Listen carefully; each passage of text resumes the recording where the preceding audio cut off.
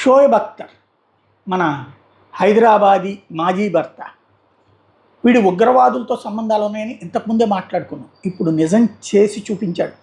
అంతర్జాతీయ ఉగ్రవాదానికి సురక్షితమైన ప్రాంతం అన్నది మరొకసారి స్పష్టమైపోయింది. షోయబ్ అఖ్తర్ బ్రదర్ ఒకడు చనిపోయాడు.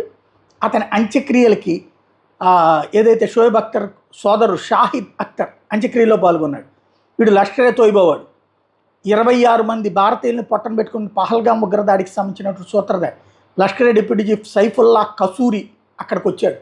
అంటే పరిస్థితి ఏంటో అర్థం చేసుకోవచ్చు. అక్కడ పాకిస్తాన్లో అంటే భారత్లో ఎవరినైనా ప్రజల్ని ప్రాణం తీస్తాడు అన్నటువంటి వాళ్ళకి ఆ దేశంలో అపరిమితమైన ఆదరణ ఉంటుంది. క్రికెటర్ల దగ్గర నుంచి మహామహులందరూ కూడా వాళ్ళని భుజానేసుకుంటారు, నెత్తిని పెట్టుకుంటారు.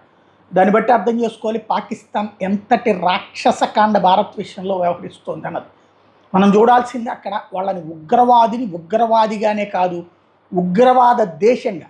పాకిస్తాన్లో మంచోళ్ళు కూడా ఉంటారు. ఎస్, ఆ మంచోడు ఆ చెడ్డోడిని కంట్రోల్ చేసినప్పుడు మాత్రం నడుస్తుంది.